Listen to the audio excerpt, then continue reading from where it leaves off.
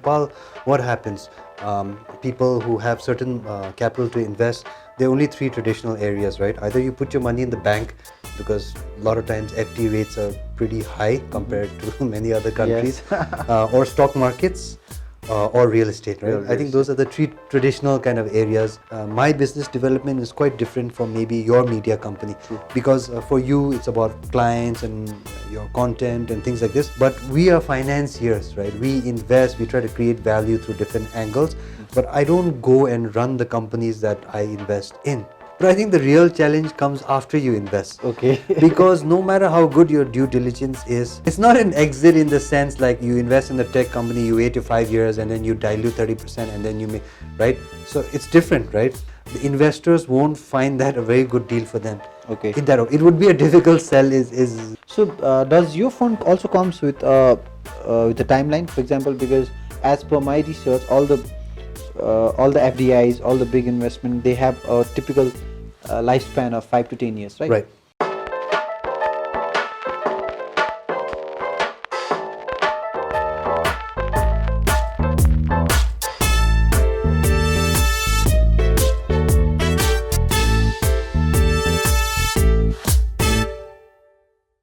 Hey guys, welcome back to season 6 को 4th episode. I hope you are enjoying हाम्रो season 6 को नयाँ episodes हरु अनि यो season 6 को episode मा चाहिँ we have tried our best to come up with a bit different content than our past seasons अनि I hope you guys are also watching Doers Goes Outdoors जुन चाहिँ prime TV मा पनि गइरहेको छ. So yeah, the Doers is on TV as well. So before we move into our podcast, I would like to introduce say thank you to our sponsors. हाम्रो knowledge partner हुनुहुन्छ ACCA. ACCA is a global body of professional accountants. So यदि तपाईं +2 पछि, bachelor पछि, master पछि, if you are looking for a financial education, as you know, most entrepreneurs हरु कहाँ lack गर्छन् मेरो पर्सपेक्टिभमा, not trying to generalize, is on finance, हैन? I think this is one of the त्यो डोमेन जुन चाहिँ एकदमै इम्पोर्टेन्ट छ थाहा पाउनको लागि. अनि I think I've worked with a lot of ACCAs. And I tell you, this is one of the best degree if you are looking to grow into a financial उसमा जान खोज्नुहुन्छ भने ACCA is definitely you should look for. हामीले तल उहाँहरुको social media र website link up गरिदिन्छौँ. Please do support them because they are supporting us to bring this content to you. हाम्रो अर्को पार्टनर हुन्छ बिस्किट. बिस्किट इज नेपालीले बनाएको एउटा एचआर एप हो. As an entrepreneur again one of the biggest challenge is HR. So यदि तपाईको 10 जना भन्दा कम स्टाफ छ भने it's completely free of cost. 10 जना भन्दा बेसी छ भने चाहिँ यु क्यान पे नेपाली पैसामा and then solve your problems. Actually यो एपलाई पनि हेर्नु होला, खतरा छ. हामी नेपालीहरूले पनि खतरा खतरा सफ्टवेयरहरू बनाइरहेको छौँ अनि please do support them because again they are supporting us to come up with the content like this. So यति भन्दै I like to welcome आजको हाम्रो guest, a very special guest, Tenzin sir. First of all, thank you so much for accepting the invitation. अनि Tenzin sir को बारेमा थोरै भन्दा फेरि चाहिँ he is a CEO of a venture capitalist firm called Team Venture. So I think मैले भन्दा पनि हजुरकै मुखबाट चाहिँ Team Venture को बारेमा अलिकति सुन्न पाए भने चाहिँ I think that would be way better. Sure. So thank you very much, ANUP ji, for having me here today. So I think we've known each other for a while, and finally I'm getting an opportunity to speak on your platform here today, so that maybe I can share a little bit about my experiences and the things we've learned through the company that we founded around 4 years back called Team Ventures. So as you've stated, Team Ventures is basically a alternative investment platform. So when I say alternative investment, just to clarify, everyone, many people, who have income, who have businesses, they invest all the time, right? So you could be running a business, you could be buying land on the side, that's an investment. You could be doing stock markets at night, that's an investment, right? So alternative investment is basically when you invest in asset classes that are traditionally different from, I guess, the core business that you're engaged in. It's an alternative for you, let's put it in a simple way, right? So Team Ventures was founded on the principle because in Nepal, what happens? People who have certain capital to invest, there are only three traditional areas, right? Either you put your money in the bank, because a lot of times FD rates are pretty high compared to many other countries, or stock markets, or real estate, right? I think those are the three traditional kind of areas. You hear very few people, even people who have high net worth individuals say, I've invested in 16 different sectors or startups. And so in that sense, the platform that Team Ventures, that we've created was exactly to create an alternative for their traditional investments, for their traditional businesses, right? So many people that I work with at Team Ventures, including my, say, partners or investors, as I can call them, are people who are very successful. Traditionally, they run their family businesses, be it factories, hotels, or whatnot. But they've kind of maybe not quite ventured out into other alternative investment classes, be it whatever, like you said, startups, venture financing, private equity type model, meaning investing in a company, creating value, and then creating some exit avenue, right? Typical at X% of returns and things like that. So in that sense, we are an alternative investment platform. Team Ventures, I believe this is now our 4th year of operations. So not very old company, but I think in the last 3 to 4 years, we've done a significant number of investments. Probably direct and indirect, we probably have, I think, around 17 different investments. Everything from energy sector, hydro, power projects, to solar, to food technology, to merchant banking, to stock markets, to multiple real estate projects. So things like that. We've created a kind of investment platform, if you will, that is basically a very diversified portfolio. Can I ask the size of a fund that has been invested early At least a couple of $1 million. So we've invested upwards of at least $5 million in the US directly. Okay. Yeah. What do you mean by directly? So basically, directly means that money has come into our account and we've literally written a check to another company or investment. So indirect investment भनेको चाहिँ कस्तो हुन्छ? Well, indirect investment is basically gets a bit technical, but I'll give you an example. So Team Ventures is like, let's say, our mother company, the main company, right? So if you're an investor in my company, you'll invest directly in Team Ventures. So in a simple way, you have to write a check to Team Ventures, right? And then that becomes a fund, because you'll invest and XYZ will also invest. And that is the fund company, that is Team Ventures, right? Now I can take that part of that capital and invest in another fund. So we invested in another fund called Kriti Venture Fund, which is a venture financing company, right? And then that company then invests in other projects, right? So that is an indirect investment. Okay, that is an indirect investment of the investor who invested on Team Venture. Exactly. So what happens is that investor is now getting exposure to multiple asset classes, either directly or indirectly. Anyways, the fact that I've indirectly invested in Kriti Venture Fund, because we are, let's say, significant stakeholders of the company, whatever money that fund makes is partly ours. True. Right? So the benefit comes back to my stakeholders. And risk is diversified because, we have different management teams, different sectors. COVID, for example, there's very few sectors that COVID hasn't impacted in a negative way, right? Nobody says our business was even better. Very few businesses, right? Unless you are a Marx company. Right, exactly. But, in our case, because this notion of having a diversified portfolio, so even though in some ways a little hit here, a little delays, by and large, we were not very detrimentally affected. Even during COVID, we had good returns for our investors, right? Nice. So in essence, what that goes on to show is that alternative investments resulting in the creation of a strong diversified investment portfolio is in itself a very good value proposition for investors. So one of the main goal of alternative investment is to basically diversify the money that you have, isn't it? Exactly. We'll talk about Kriti Fund a bit later, but then what I want to know more is how does a normal life of an investment manager, or let's say a fund manager, looks like? So basically, I think I should start with what's the difference between a fund manager and an investment manager. You are playing a role of an investment manager who is also a CEO. Right. So I think it's a bit of technicality. I don't, sometimes the terms can even overlap. But let's say, let's use our company for example, right? So Team Ventures, you can say, is the fund manager because you are investing in the fund of Team Ventures, right? And technically, although I'm the executive of the company, I run the strategy, the execution, and things like that. But from one angle, I'm also the fund manager, right? Okay. So I don't personally care what I'm referred to as, but I'm just saying, it overlaps, right? Like I'm an executive, like in any business, the person leading it runs the strategy, right, the execution and things like that. But at the same time, because we are a fund company, right, I collect funds from my investors, XYZ will invest into team ventures, and it results in the creation of a fund, pooled capital, right?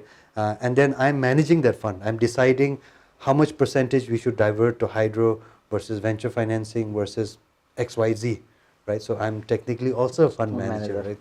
So yeah, I mean, it's a technical. How does your normal life of Tenzin look like?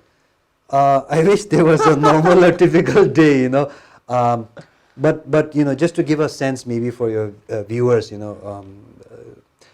so basically a lot of my time, let's say 50% or more of my average day will go towards what I'll broadly classify as, let's say, business development. And that is very broad. When I say business development, it could mean anything, right? What are you doing to grow and develop your business, right? Because as a fund manager, as running a venture financing, private equity type fund, is we don't directly run companies per se, right? So when you run your business, you're responsible for everything kind of day to day, right? But we are financiers, right? We invest, we try to create value through different angles, but I don't go and run the companies that I invest in, right? So in my typical day, for example, a lot of it is following up with the companies that we have invested in or planning new things with.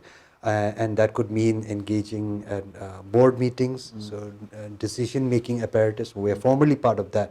If I invest in your company, it's a very good chance that I'll sit on your board, which means I'll have certain duties as a board member, right? Governance, oversight, compliance, typical duties of a board. So those come with my day-to-day response, because now we have, like I said, 16, almost 17 different investments. So how does, so to again reshape the question, how does a typical day of a investment manager or let's say a fund manager look like? So I hope, so first of all, I don't think there's a typical day. The reason I say that is because by nature of the fact that we are an investment company having multiple investments, so we have 16, 17 different investments in different companies, different management teams, short-term, long-term investment, means we have many associations, right?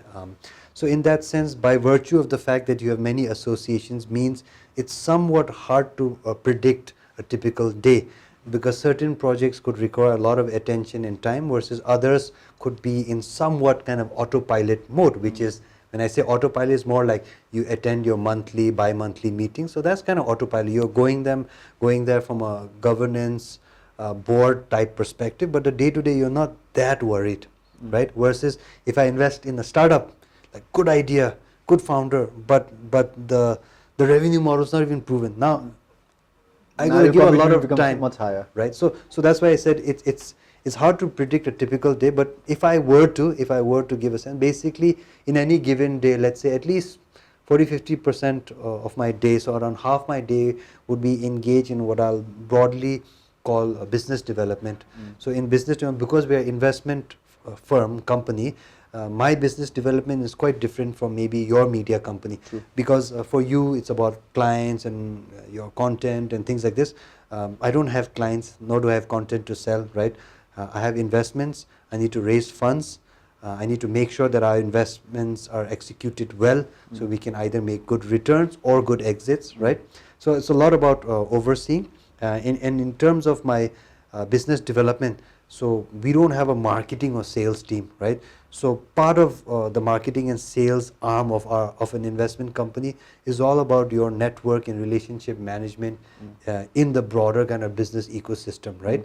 So like I would have professional networks maybe with merchant banks, maybe with other company CEOs that I see as growth-oriented companies. We basically need to have a strong network, and network doesn't come in itself by sitting in your desk on your laptop. Network comes by meeting people, by having good conversations, seeing each other's value proposition. So that's an ongoing thing. Real good, authentic business network and relationships take time, right? It may start with coffee, but eventually it's got to end with shaking hands and signing an agreement and taking a business forward, right? And that takes time. That could take months, that could even take years, right? So us being a relatively new company, 4 years, I think, one thing I've spent considerable number of time, and one thing I'm very proud of is I have spent tremendous amount of time building a network for our company. So today, I mean, there's very few sectors that I actually don't know people in. And that's important because if tomorrow I were to make an investment in tech or this or that, I know who to call up. I know who I can check about feasibility, pricing, how is this value proposition, right? We can call the right people, we can get experts on. And that's because of that investment in relationships, investment in networking. That is core to our business, and that falls within the purview of what I was saying is business development. So any day I'm meeting people for coffee, I'm having lunch, maybe doing a Zoom call. That's all part of the business development. Okay. Then the other side is you have to steer your ship also. There's the company, there's our staff, there's our project reporting, there's my stakeholder engagement. I have to report to, I have an independent board. So the board is a representative of my investors.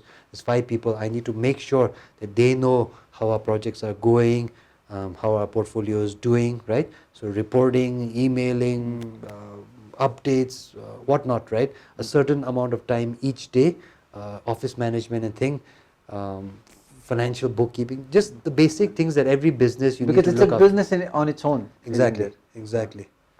So how is, because I think as of now, by 2021, there are a couple of private equity companies already in the scene, right?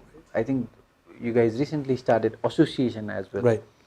So how is venture team is different from other private equity and venture capitalists?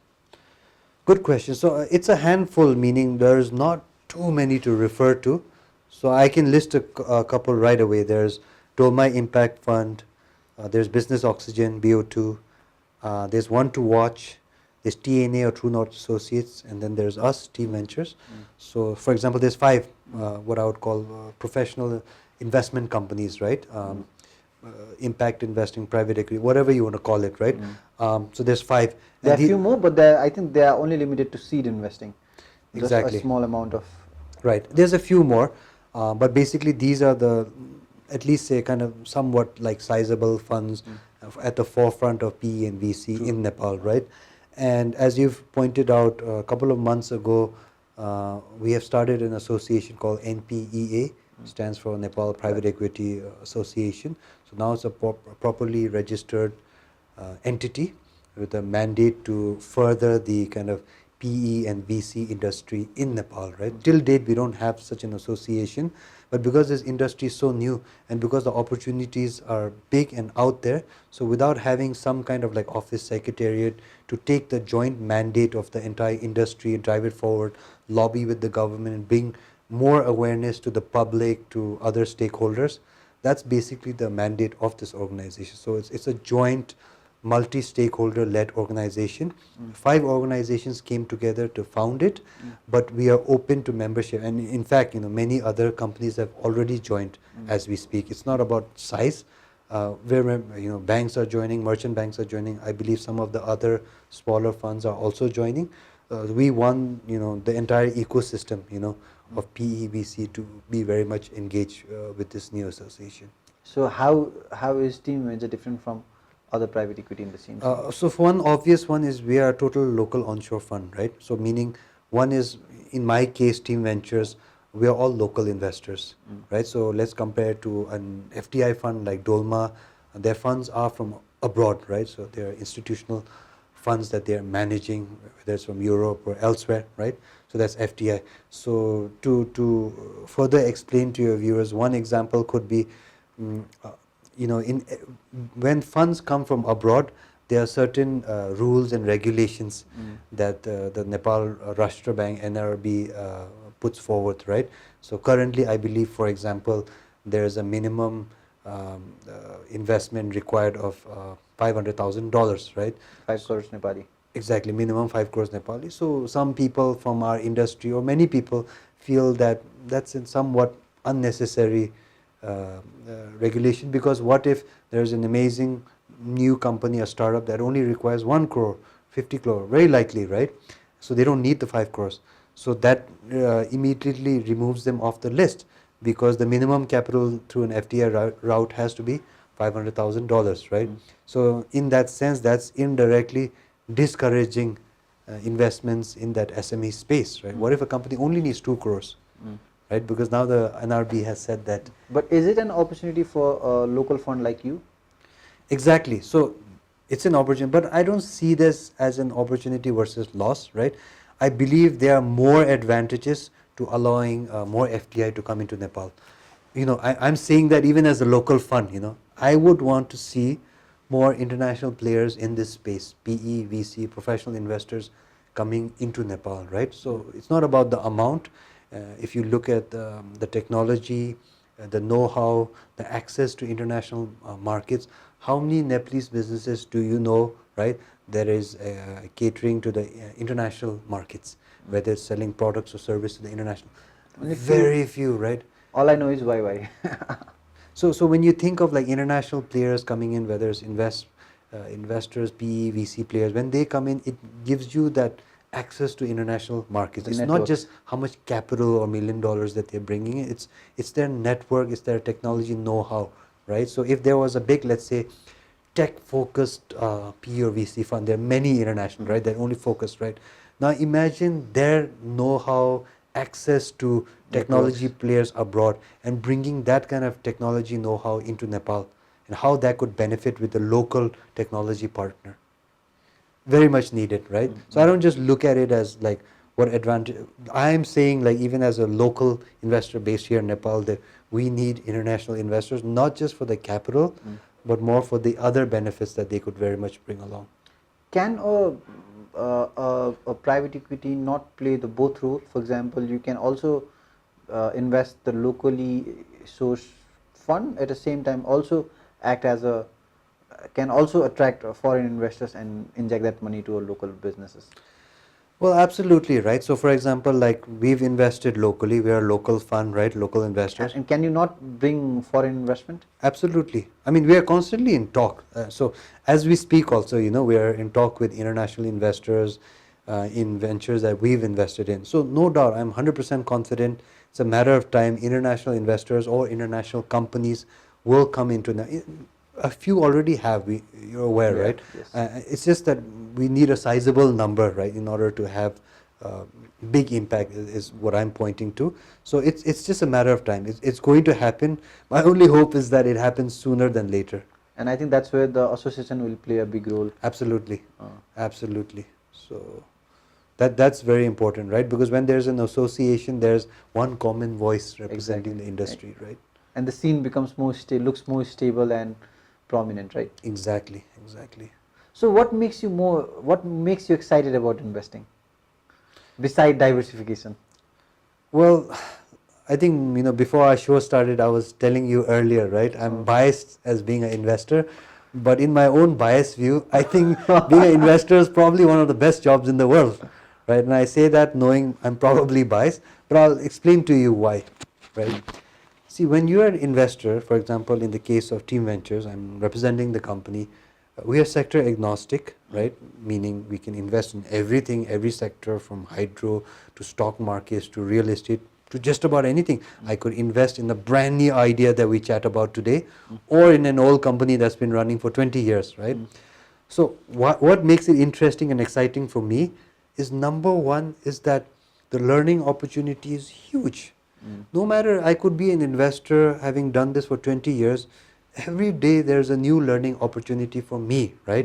So when we invest in hydro, for example, I'm not an engineer, probably never will be, I mean, there's a certain way engineers think and are trained to think, but yet, it gives me an opportunity as an investor to dig in, to get both breadth and depth. Because when you think about diversification, what you were referring to, that's breadth. Like you want breadth so that even when certain sectors may be going down because of COVID or whatever XYZ external reason, certain sectors will maintain their status quo or even grow. There are certain sectors that have grown during COVID, right? True. So that's all about diversifying, about managing risks, right? So that's about the breadth, right? So you get to manage breadth. But once you have different investments, you also have to go deep, right? We don't just write checks left and right, right? So we study, we do due diligence, and even when we do due diligence and it points to the right direction, saying, yes, we should invest in XYZ company, then we are part of that company, meaning we are part owners, we are stakeholders.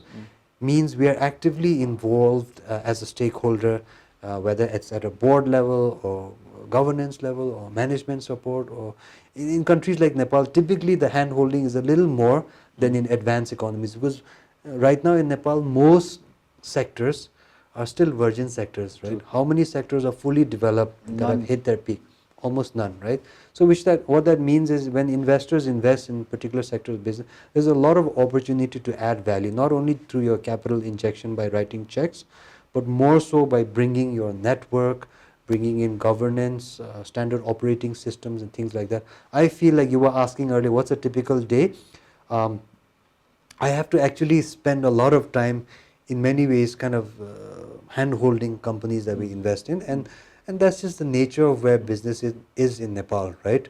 Entrepreneurs need that support, right? And investors to some extent have to be willing to hold their hands in whatever way, shape or form, right? So that does take time, right? You don't just attend your quarterly meetings and get your fancy report. That is there, that should be part of your reporting and whatnot, but you know, the kind of day-to-day challenges that you help resolve, management support and things like that, that's very important additional value addition that investors bring in. Okay, so is due diligence the most complicated part of the whole investing process? Not You got to dig in too deep, isn't it, to understand the scene, to understand the industry, to understand the entrepreneur and the business he's running. right. That is true. Yes. On average, any due diligence can take at least 3 to 4 months, right? Because if it's a company that has been running for a couple of years, at the bare minimum, you'll have to go through all the records of the past couple of years, their fiscal annual audits, the management plans, right? Where is this industry going in the next few years? Things like that. So there is that kind of depth that you have to get into when you get into a due diligence. But I think the real challenge comes after you invest. Okay. Because no matter how good your due diligence is, to some extent you'll never fully know until you're fully part of it, right? Because due diligence is all about past, right? Not about the future. Right. And you're investing for the future, right? Yes. You're not investing for how much money they made. You're investing of How much money they can make. Exactly. Oh. So the real work, I feel like I was alluding to earlier, you know, the real work for the investor, at least in the context of Nepal, is after you invest. You know, and you asked, why is this exciting? Why is it good? I actually enjoy it, you know. It's not because I go invest in a company and I run I do not. But everyone needs help, right? Which is a young entrepreneur who has a great idea and is running their business. Some XYZ help they're going to need, either the networks, right? Either it's in hiring new departmental heads and things like that. And we've provided that kind of value addition in all the companies that we've invested in. Okay. Earlier you said Team Venture is sector agnostic. Being sector agnostic, is it not because the industry is, one particular industry is weak in an economy, and because it is very difficult to be investing on just one industry? So is it not a by that what I mean is it not a weakness of an economy that a private equity firm cannot be very specific on one industry, because there is no industry that has shown a sign of scalability in that level that one private equity can commit to one particular industry? Yeah, I mean, eventually it's going to get there, right? Which is, that's my hope, which is we'll have a more stable economy, right? We'll have economy of scale, like industries getting to certain sizable levels. So for example, in maybe another 5 years or 10 years, we'll have a PE or VC fund that is solely dedicated to tech platform based business, right? Is it possible now? I don't know is my answer, which is I see more risk than opportunity per se if you're very sector focused, right? So at least, I mean, that's our risk mitigation strategy, which is I'm not so bullish just purely on one sector that I'm willing to put all my eggs in this basket, right? I'd rather put my eggs in 4, 5 or 10 different sectors for that matter. And then down the line, as different industries grow and present their own opportunities, I might decide to move our asset allocation in different ways. So we get our feet wet in the beginning, find your comfort zone. Also depends on industrial trends. Which industry is really going to grow in Nepal in the next 5 to 10 years. It's still a projection, right? And then when we see those opportunities, we might kind of move our assets left and right, which is we might focus more on X, a little less on why, right? But right now, still a broader diversification is, in my opinion, at least a better strategy than going more heavy on one particular industry. And after going through your website, I realized you guys are more, I don't know if it would make sense to say you guys are more focused towards real estate. Yes, in the sense that, so from our total kind of asset allocation in terms of diversification, maybe let's say around 50% or so would be allocated towards real estate related businesses, right? So whether that's pure land or asset development, property development, we have 4 or 5 different projects that are ongoing right now that are related to real estate. Again, that's for the time being, that's our strategy now, because we see that as a predictable investment class, right? We know roughly More safer. Yes, we know roughly how much returns are going to come from those investments versus venture financing. Perhaps it's a little long term. No, I'm still optimistic. I think we're going to make money. I think eventually we're going to have good exits and so on. But it's a little bit of that time game also, right? How the market matures down the line and things like this. Whereas real estate is still a somewhat at least mature market because demand and supply is very predictable, right? So in that sense, because of where we see the economy right now in Nepal, we've allocated roughly, give or take, around 50% as an allocation in real estate related businesses and the other 40-50% in kind of venture financing type businesses. Okay. Is there any standard rate of return in real estate? I think it's 30%, right, in Nepal? Maybe maybe on yearly aggregate, right? So I mean that is very high generally speaking, right? Even by international norms. But whatever the rate of return is, generally it's still on the pretty high side, right? This is why a lot of I think retail or amateur investors, people with a little bit of money, the first thing that they put money in real estate. is in real estate, right? So you said like Team Venture is on its fourth year. That's right. So you guys have invested on around like 16 plus companies, right? And you have not had any exit so far. We've had partial exits, right? And for example, like, see, that's why it gets into a bit of a technical thing, right? Like we've completed real estate projects or partially completed, and we've already made all our returns, right? So in my definition, that is an exit. Right? Okay. It's not an exit in the sense like you invest in the tech company, you wait to 5 years and then you dilute 30% and then you may, right? So it's different, right? But in my definition, it is still an exit, right? There are others that we are close to exiting, and I'm very optimistic that will happen quite soon. Okay. So how do you guys run your OPEX? So how do you pay the salary to your staff, their fixed operational costs, their rent? So how do you cover it all? Yeah, so that's a good question. So I'll describe to you in a simple way of how we do it versus how actually it's traditionally done abroad in developed economies in the PE/VC. That's why when we talked about from the beginning, you know, kind of, I think immediately labeling a firm fully as PE or VC wouldn't be too accurate in my opinion, right? Because what happens in more developed economies, whether let's say Europe or America and things like that, is in a traditional, let's say PE or VC or in hedge funds, they go by this model of 220, right? They say. So total fund under management, they'll charge 2% fees for that, right? And 20% based on the total returns, right? So that's the 220 kind of model, right? Okay. As far as I know, nobody's, at least local funds or companies like us or even others, I'm quite sure that nobody's fully following kind of that model, right? Because the fees would generally come on the higher side, right? That kind of structuring, in my opinion, generally makes sense when the fund is very sizable or big, right? So for example, I don't know of any fund in Nepal, whether it's an FDI fund or local, that is upwards of $100 million or something. That would be very sizable here, right? 1,000 crore plus. Do I think it's going to be there? 100%. We're going to be there in another 5 years or so. But until then, so we're not, right? We have to deal with the ground reality. So let's look at our case, for example, is we manage our OPEX, as you were asking about, in a somewhat, let's say, frugal way, you know, which is certain expertise that we need in-house, you know, whether it's certain due diligence that we need to constantly we outsource those to financial firms, right?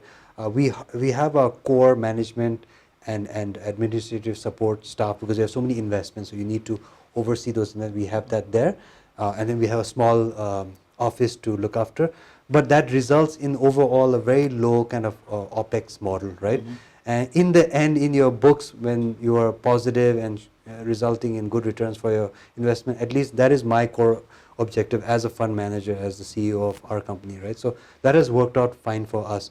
The other model, which is traditionally happening elsewhere, which I'm saying 220, that will come to Nepal. As far as I know, it's not here now, at least for local funds, because unless the fund is quite sizable enough, so whatever the number is, $100 million plus, which we don't have anyone, as you know, right now, that model is not fully going to make sense to take care. So normally, when a fund, let's say if Team Ventures was a fund and we charge 220, right, 2% of management fees and 20% on the total returns, then based on where the market is return, the investors won't find that a very good deal for them.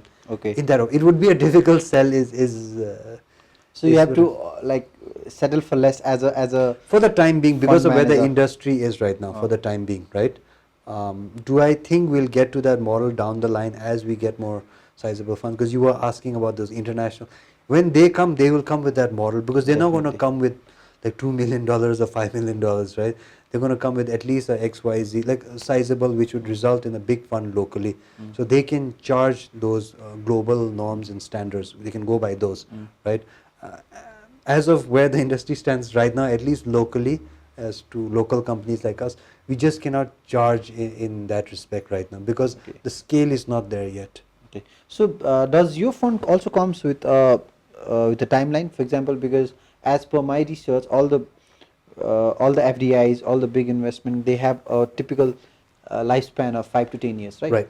So for example, if I am investing 100 rupees for 5 years, 90 rupees would be invested as an amount, whereas 10 rupees, that is 2%, 2%, 2%, 2% for 5 years, would be a charge that will be used to run OPEX. Right. Right. As per my understanding.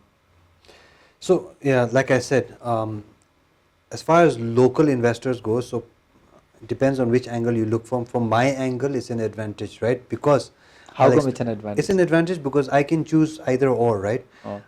If I make a deal with your company and if I see a good exit within 5 years, and I can say, Anup, on these terms, I'm in Team Ventures investing in your company, and we're going to exit in 5 years. So that's a private equity type deal, time bound, return bound, right? Whereas if I'm investing, for example, in a hydropower company, right? So I get my 18-20% returns basically for 25 to 30 years. It's guaranteed revenue because the government is buying all the electricity you generate, right? So why would I want to exit that? Exactly. Right? So that's why when I say diversification, and as a local fund, my advantage is I'm not constrained. You can choose to be there. I can cherry pick. I can decide to do a PE deal with you if it's to my advantage, and I can decide to do traditional investments like infrastructure financing, like hydro, which will give me predictable revenue and returns for 25 to 30 years. And when I balance it, it's good. Yours a bit risky, but potentially high returns. That kind of very predictable returns. How can we as an entrepreneur get to have more advantage through that approach? For example, because I as an entrepreneur, I would always like to give an exit to my investor, provided that I can give them the return in next 5 years, isn't it? Right. I would definitely want to again, or maybe not, depending on an entrepreneur. Maybe I do not want to own the 100% of my company. I think again it would be too subjective. Right. So to be very frank, I think it's challenging right now, right, because of where the industry is, right? So typically, like if you look at developed economies, right? So let's say you're Mark Zuckerberg or whatever. Initially, he raised money from private investors and venture capital firms, and then the company became big and bigger and bigger, and then eventually they went IPO, right? So that in itself will present a certain favorable type return, right? Do we have any of those stories in Nepal yet? At least like in a startup type industry? No. Do I think eventually we'll get there based on where the market is today versus where it's going? certainly I'm placing certain bets on that, right? Certain companies that we have invested in, we cannot tell now because we have not gone public and things like that, but we are in the background making plans for that. And if you study what's happening, Securities Exchange Board, I think the Securities Exchange Board, gradually they are on a trend towards becoming more progressive, which is moving towards a model, a capital market model that is more like the West, right?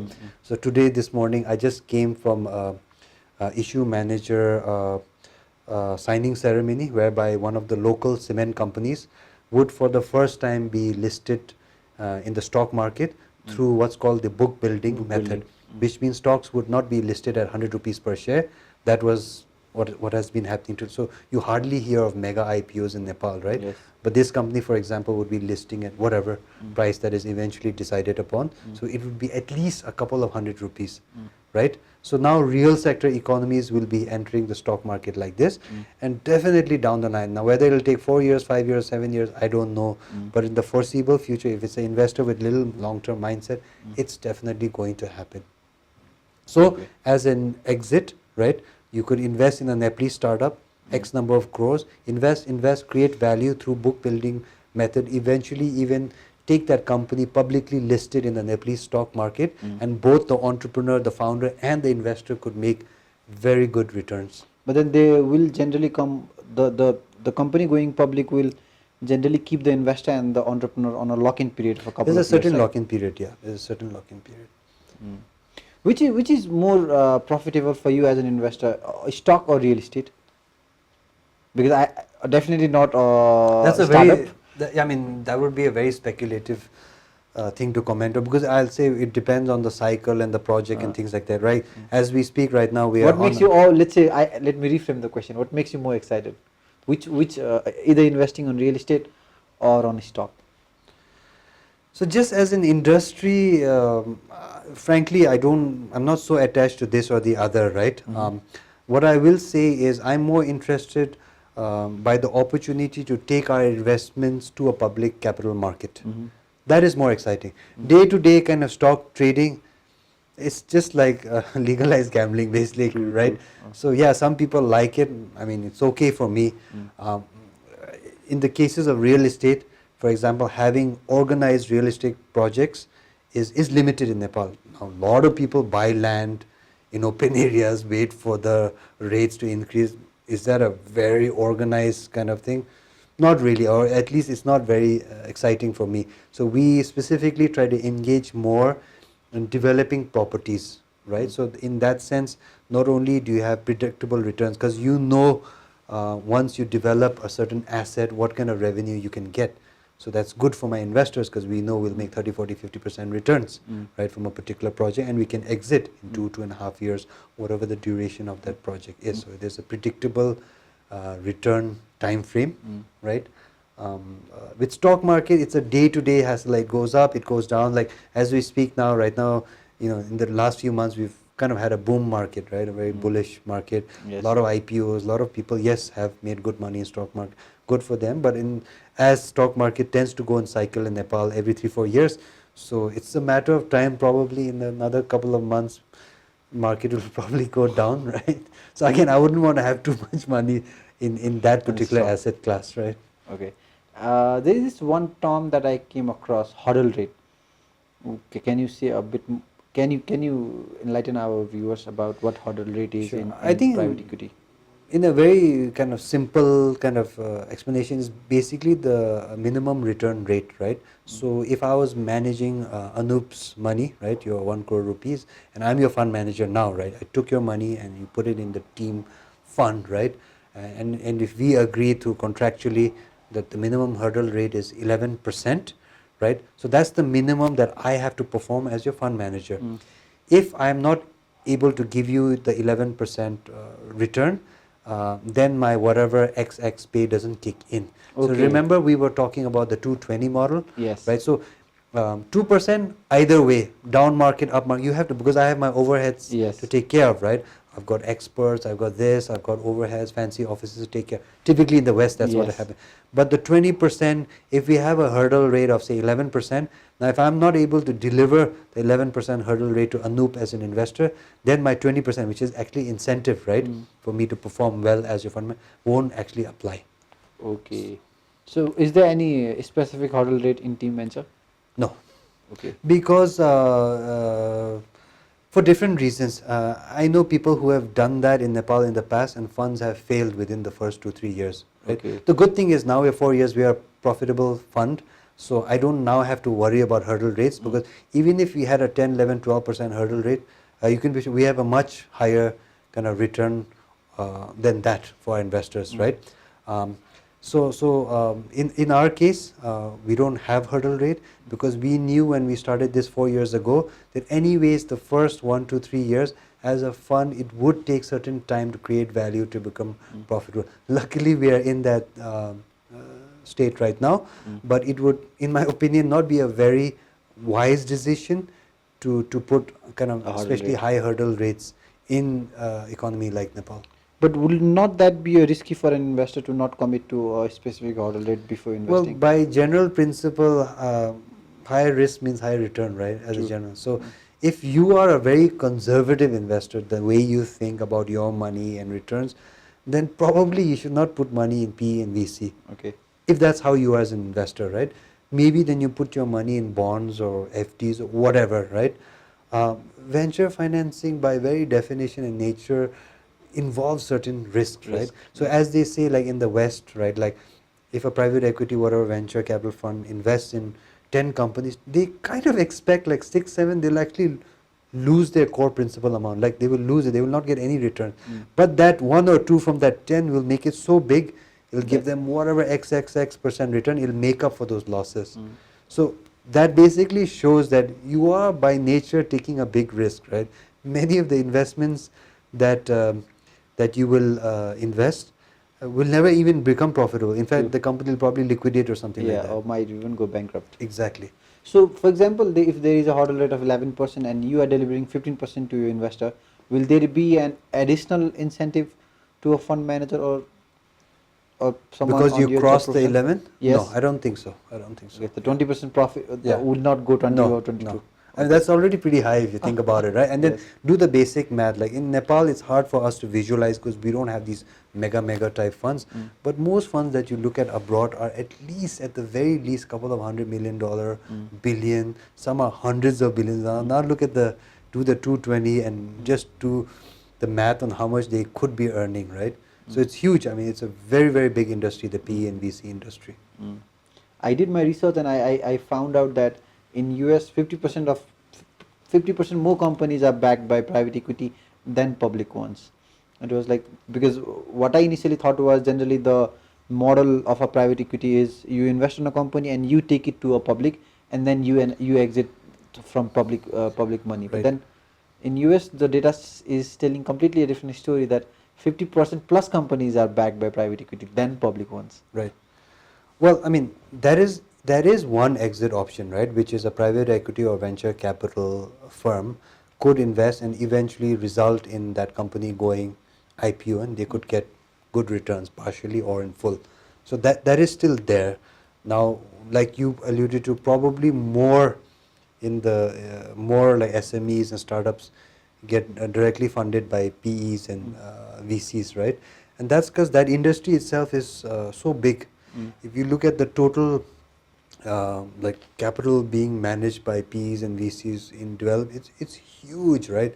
They could like potentially move entire economies, right? True. So we're obviously just not at that level in Nepal right now. So part of when you were asking about how funds are managed here and OPEX and stuff, like it has to be sizable enough for us to demand that kind of fund management fees and structuring and things like that. Will it eventually get there? Yeah, I think so, but I think it'll take a couple more years probably. Okay, maybe I'm asking this question once again, but then from your perspective, right, in context of Nepal, if you have to put a hierarchy to the kind of investment that you have done, right, which is the more riskiest, let's say stock, real estate or startup in Nepali context? Probably startups. Probably startup. Yeah. You guys invested on Foodmando. Yes. How was the experience? How is everything? No, How was yours? when I said startup, I'm talking about it as an industry, not Yes, Food not Mandu one, per se, definitely. right? Like, frankly, we Not invest in- connecting the questions Yeah, though. like Food Mandu, we invested like a year ago, and I'm very happy. No regrets. It's a very good brand. Fundamentals of the company are good. You guys bought it from TNA, right? Partially, TNA did a partial partially. exit. TNA was a Series A investor. We can consider ourselves Series B. Okay. When we entered the company, it resulted in partial exit for TNA, and then partial issuance of new shares, right? Okay. So in that respect, TNA is still part of. So even the founder diluted a couple of his shares to Team Venture. No, yes, partially. Okay, and partially. a partial dilution of share was done through TNA to Yes. Team Venture. Yes. Okay, so this is the only one investment that you have done on tech side, that is Foodmando. Yes, as a kind of tech-enabled platform company, though I'm actively looking for more. I am bullish in the sense the future is going towards that. So, sound businesses with strong tech platforms will have a huge advantage in the years ahead. So, I am like I said, it's risky because there are very few proven like tech-enabled companies in Nepal. There are a few, but very few, right? And I'm looking for that. It's like looking for a needle in a haystack. It's there, I know it, but it's just so hard to find, right? And when we do find it, also as an investor now, you cannot just write a blank check, right? So you have to find it and invest at what I would call a fair valuation, right? So that agreement also needs to be met between the entrepreneur and the investor.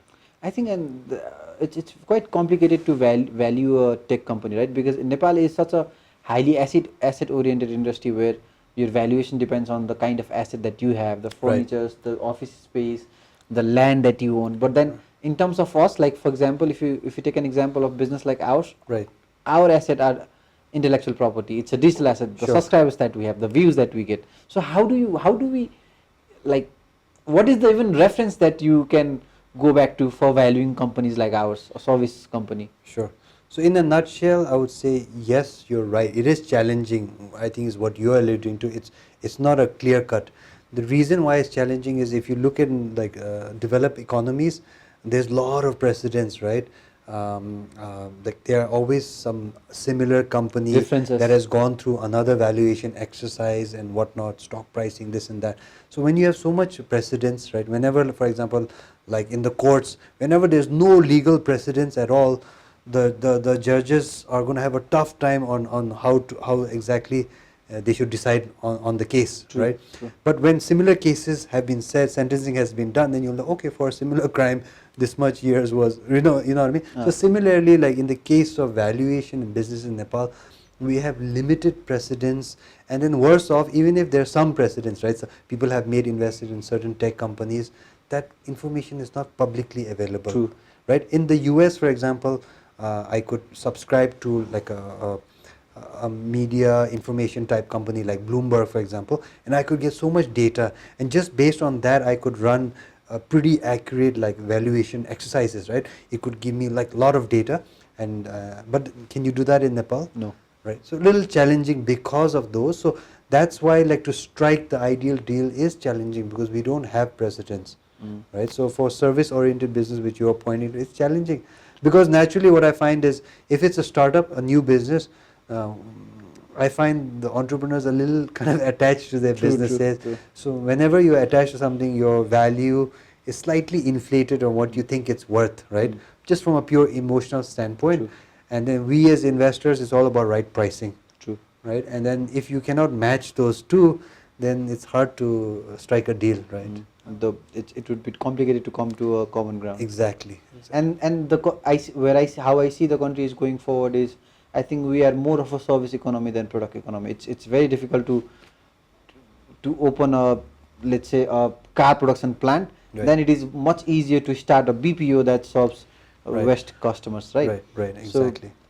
So I hope private equity association or like investors would come up with a better ways of valuing this service company. Yeah, that's part of one of the, what we were saying is when recently we founded this NPEA, Nepal Private Equity association, part of one of its objectives, amongst its many objectives, is to try to bring some industry level standardizations, right? Do we have one exactly now? No, like everyone, like there's some subjectivity involved. Like you run a service company. Now if I were to come, I'll bring in a little bit of my experience versus a little bit of, I'll ask people how, because we don't have precedents, right? So there's, what do I rely on to try to value your company, right? Now, down the line, NPA would collect these, how was your company valued, how was that company valued, and then try to disseminate this information more broadly to the public, and that would be good for everyone, right? Exactly. Yeah. Okay. So now tell us something about Kriti Fund, because you as a team venture which is already operating as a fund, right, has invested on another fund. Why does it have to be this complicated? Why anything that a Kriti Fund does, can be done by why couldn't team we have done it directly, right? Yes. And written my check directly to one project as opposed to doing it through. Yes. Good question. I think it has to do with the fact that there's value addition happening through different teams, right? So when I look at a Kriti venture fund versus when I look at a team venture, both has to some extent their core competencies, networks, and so on and so forth, right? So when I saw the mandate of Kriti Venture Fund, which was a new company being founded, initial founders would be Kriti Capital. Now it's Machapuja Kriti Capital because recently they merged. Shikhar Insurance and Team Venture. So let's say these are the three founding stakeholders, right? First of all, there's very few example of institutional investors coming together to create a fund, right? So that in itself would create certain precedents, right?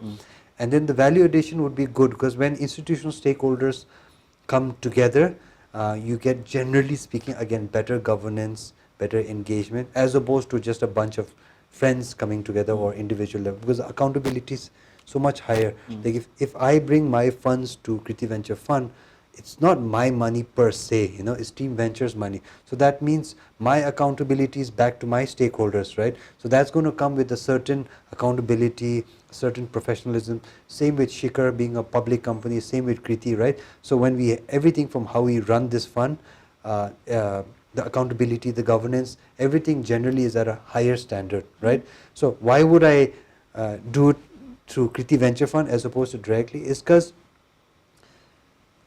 Kriti Venture Fund will have its own core competency. Like I said, Kriti Venture Fund, if you look at the investment portfolio of Kriti Venture Fund, it has gotten a lot into like infrastructure financing, like hydro, right? Like projects like that. Can one company like Team Venture build core competencies in every single sector? No, I mean, that's just not real. If somebody told you that... Even if you are sector agnostic. Exactly, right? So, and that's what you call like strategic alliances and partnerships, right? I saw the value creation in three institutions coming together, and then Kriti Venture Fund would invest in certain sectors where I wouldn't personally and directly have to build core competencies. Now, that doesn't mean like I just write a check and like, good luck and go with it, right? Of course, my engagement is there, but it just means that you don't fully have to manage A to Z, so to speak, right? Because that fund in itself will develop certain core competencies. Now in the future, right, let's look at the future. If there was a new fund that would focus purely on tech-enabled business, and the core team of that fund would bring expertise in technology management, would I maybe be interested in investing in that fund? Absolutely. Why? Because I don't see ourselves as an expert in management of tech-enabled businesses. So we don't have that now. But do I see that happening in the future? Absolutely. Like sector-specific funds and companies that have expertise and core competencies, right? I would definitely invest in those. So in that way, gradually our company can then become a fund of fund type companies, right? Okay. So Kriti Fund is more directed towards infrastructure investment. Yeah, till date, yeah. For example, the core investments involve, for example, 3 hydropower projects, right? I think the combined portfolio is like 35 megawatts, which is quite sizable. Okay. So in days to come, if there is a investment opportunity on hydro, so Team Venture would not do it directly, it would do it through Kriti Fund, even if it has to invest on, let's say on a That's hydro. the logic. That's the logic. But Why? you still have an Why? option Because to, the fund has already developed core competency on project management of hydropower projects. but you still have a freedom or choice to invest directly. Of course, I have freedom and choice to invest in any sector, in any individual, in any company, right? So that's being a local company, and that I will look on a case by case basis. But do I want to spend so much more overhead time as opposed to already having a fund in which we have significant stake, right? Which that fund over the last 3-4 years independently has developed certain know-hows and competencies in this kind of financing. Why would I go through a different angle? But that would not that also half or divide your profit, because now you have to share it with the multiple key partners. But it would also lower my expenses also, right? True, true. And will the size of, for example, does the Kriti fund has a potential to have a higher fund scale? Absolutely, Yes. absolutely. So Team Ventures in itself has a certain capital base, right? And then Kriti Venture Fund has a separate capital base. Like Team Ventures has a significant stake in Kriti Venture Fund, and then our other partners are Shikhar Insurance and Kriti Capital. And recently we are now speaking with other institutional investors To bring them in. Absolutely. That was always the point from the beginning. 3 companies pool in certain funds and create a certain fund to create traction, move things forward. The fund is profitable, and now we have generated certain value, and now we're going to pump in new capital through new investors, because they don't now have to start from zero, right? There's a certain fund, projects are there. One of our projects are already going IPO. The fund is profitable. So if you were a new institutional investor investing in Kriti Venture, today the risks for you are significantly less, Low. isn't it? Yes.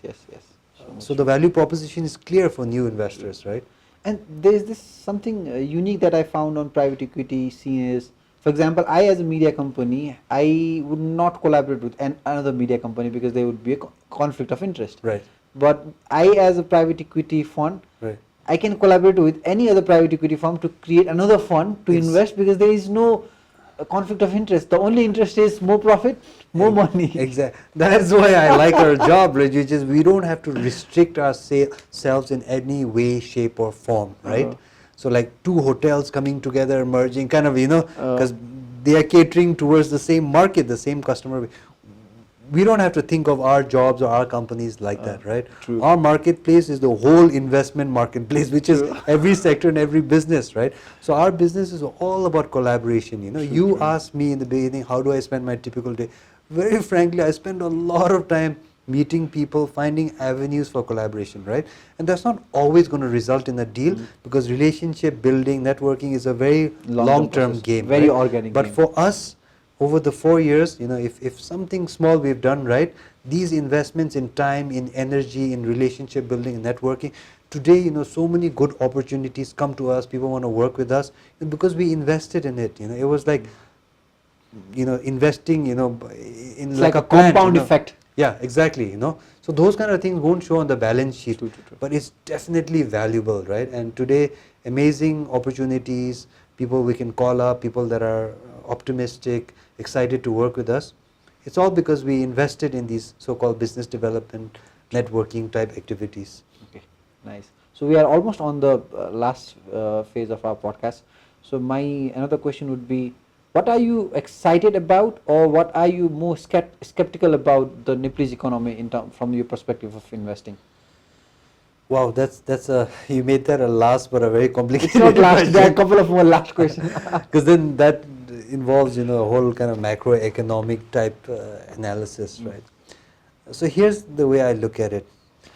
I'm excited because from a business and investment standpoint, right, almost every sector, as we agreed, is basically virgin territory. True. So that means opportunities Boundless. right? So that's what I'm excited about. You can really go into an industry and add tremendous value. Isn't that exciting? It is. It's very exciting for me.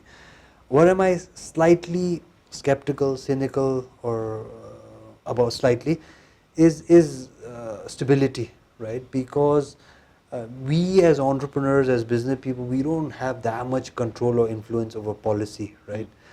And policy is one thing, and the implementation of policy is also another thing, right? So, that does, in either directly or indirectly, have certain impact on businesses that we are associated with. Luckily, because I said now, that is a reality. right? It's not that all of a sudden things are going to be super stable and now we know that as a ground reality. So the only way, in my opinion, to mitigate against those risks is to have a diversified portfolio, right? Okay, I think you answered it quite smartly. So, what are your biggest takeaways from COVID? From COVID, Yes. to try to have businesses that as much as possible you can shield from externalities, right? Okay. 100% can you shield from externalities? No. But as much as possible, like I said, right? So as an investment fund, I realized the importance of further, having cash reserves. We always kept certain reserves. Being a fund, you have to have capital, of course, or you can't just deploy everything and just, right? Because opportunities, like we said, are boundless. This is Nepal, everything is a virgin territory. Throughout the COVID and even moving forward, we are now moving towards a strategy where at least from our overall kind of investment portfolio, 15 to 20% we always want to have at least in cash reserves, right? That will help you weather the storm. Now let's imagine moving forward, we already have 15, 16 investments. We'll keep adding to that. This is just organic growth, right? So this is natural progression. Certain externalities could happen, we might have another blockade, a nakabandi. These are externalities that nobody can predict, right? Yes. And then certain of our businesses might be hit or suffered, right? And we may be in a position or might have to inject working capital and things like that. Now, if you're not, then basically you're not able to provide the oxygen that your companies need to survive and then eventually grow. So as the kind of holding company that is providing not only capital injection, it's very important to have reserves in your company, right? Okay. A lot of businesses suffered during company. Why? They were cash strapped.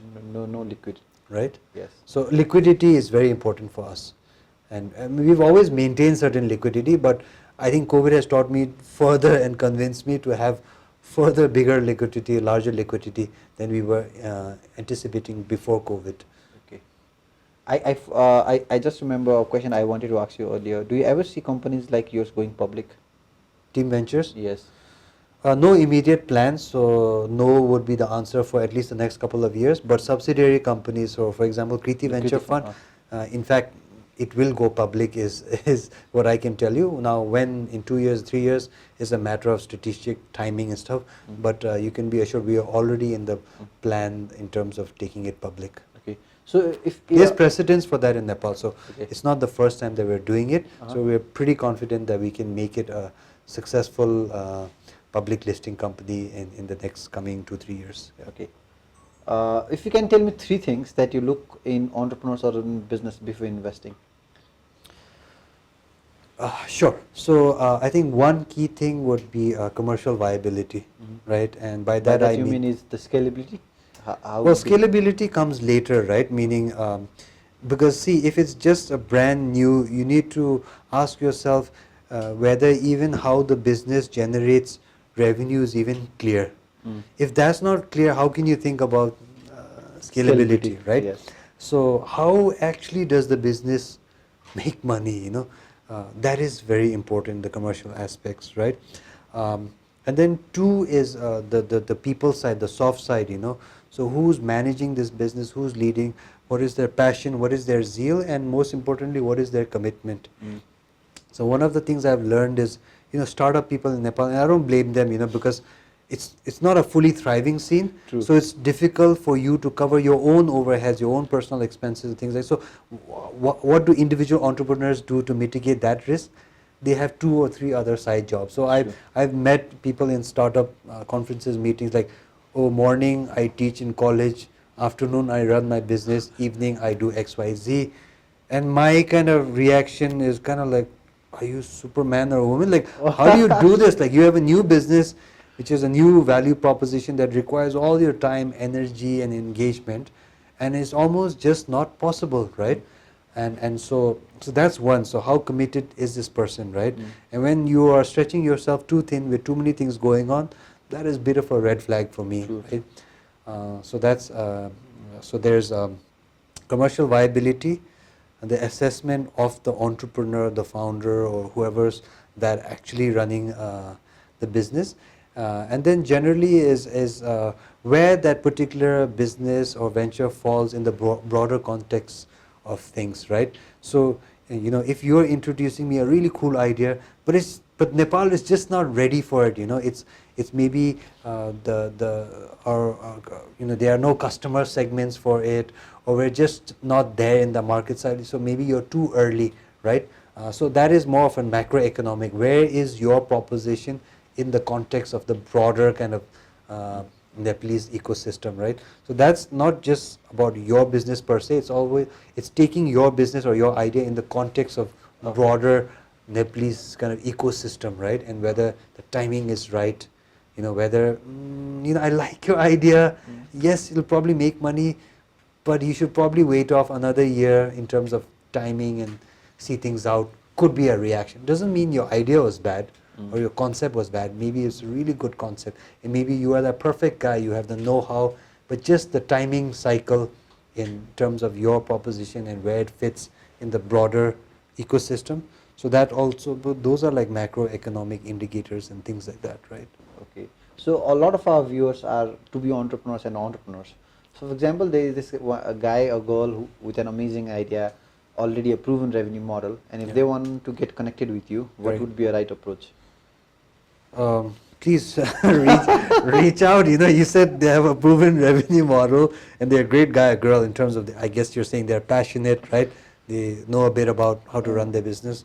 So that's already check right there, right? So you're doing our work for us. So yeah, we would love to meet them, hear from them, right? It's easy actually, because nowadays thanks to technology, like you can just Google our company, Team Ventures, we'll get to our website, you can connect with us directly. It's pretty easy. That connection will directly result in an email to our office, and we'll get your email or that pitch deck that you have. So it's pretty easy. It's not like, who do I know, maybe that was traditionally what happened. Today with the internet, everyone has some digital footprint, right? So we have a website, Google us, send us an email with your idea or whatever you want to meet us. Very easy to do. So we're going to list the website below on our description, and maybe also put, if he allows, also put his LinkedIn profile on our description. Sure. Yeah, reach out. You never know. You might get a investment after watching this episode. So, what would be your, I'll make this my last question. Sure. What would be your message to young entrepreneurs? Wow, that's also a loaded question. Because I've learned personally so much myself, right? And to try to condense it in something short, I think is to stick to your conviction, which is your belief, your vision, and what you believe you're bringing to the market in terms of your product or service, but in an objective way as possible. So when I say stick to your conviction, it's not that just stick to your idea, irregardless of what's happening externally, right? So have that conviction and belief in what you've done in terms of research, your idea, your business plan, but be open-minded to incoming new externalities, information, and things like that, right? I say that kind of somewhat humbly, because whenever I meet young entrepreneurs, one side of you feel for them in the sense you see the passion and you want to help them, but you also realize, because they are so attached to their own conviction, that they fail to see the objectivity around them. It doesn't mean the whole idea is flawed. It could mean an aspect of their business plan is flawed. Very likely, right? It's hard to get a perfect business plan in your first go, right? So in terms of that, my 2 cents to fellow young entrepreneurs is be objective there, which is, when you have an idea, a concept, a business plan, believe in it, but be open-minded enough to go out and have people to some extent thrash it, right? So that you can get that critical and objective feedback and further refine your business plan, right? And then take it to the level that you need to take it. True. I think I can vouch that in a way that in my career as an entrepreneur since last 8 years, I think the people who have doubted me has brought more value to me than the yes man who has always said yes to my ideas. Exactly. True. Yeah, could not have been said better. So I think we are almost on our end of this podcast. So we have this one culture that I have learned from one of my virtual mentor. There is this guy called Tim Ferriss. Do you know about him? Of course, yes. Okay, Yeah. so I follow his podcast. Yeah, same here. In fact, I started my podcast journey by following his podcast, and I don't know if you remember, he has this one last segment where he asks his guests, where he says, for example, if I give you an access to a billboard that has millions of people are watching it every day, what would you want to write on that billboard? Wow. So we have somehow Nepalified that, Right. and we have a plate, though we don't have millions of people who are watching it, but then there are a few couple of thousands people who are watching this podcast. So please write something so that we can have this even after you have left this studio. Okay. So you can choose any plates beside our sponsors. Okay. So any colors, or maybe you want to come this side? All right. So I can write anywhere? Yes, not on these two because these two are our sponsors. Okay. So these ones, right? Yes. Okay.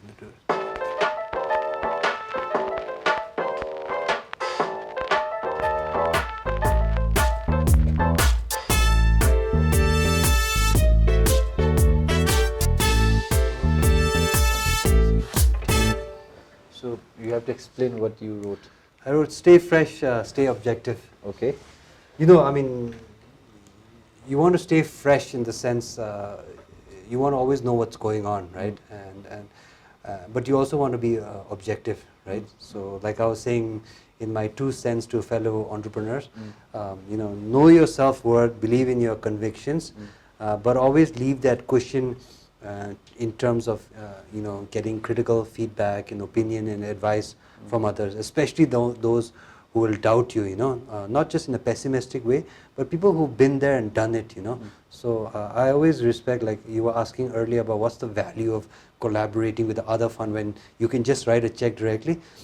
That's not my philosophy. My philosophy is always, there's always something XYZ knows or has done that you cannot do everything yourself, right?